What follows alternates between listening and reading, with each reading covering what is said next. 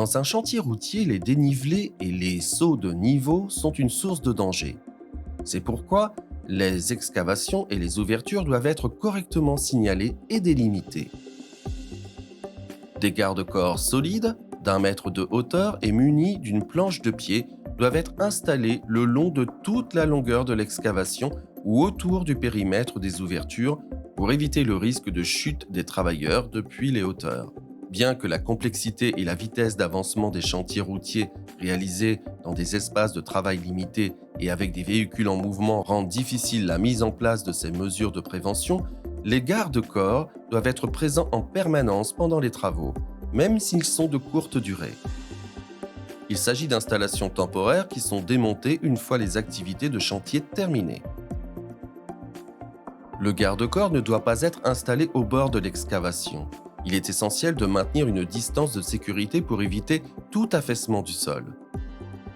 Pour garantir la sécurité et une exécution rapide des travaux, plusieurs types de garde-corps ont été développés. L'un d'entre eux, adapté à la longueur typique des chantiers routiers, se compose d'éléments horizontaux en bois placés sur des supports en fer, ce qui permet une installation et une désinstallation rapide. La résistance est assurée par des sacs de sable placés sur la plaque métallique à la base du garde-corps. Un autre type implique l'utilisation d'éléments préfabriqués, tels que des barrières mobiles, orso-grilles, placées sur des bases en béton spécial. Pour les délimitations temporaires, on utilise des chevalets de signalisation ou des barrières mobiles.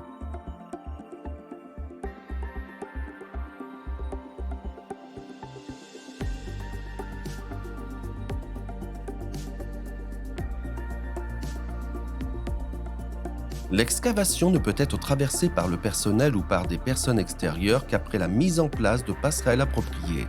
Si elles sont empruntées par des piétons, la largeur minimale est de 60 cm, tandis que pour le passage de matériaux, cette mesure est portée à 120 cm.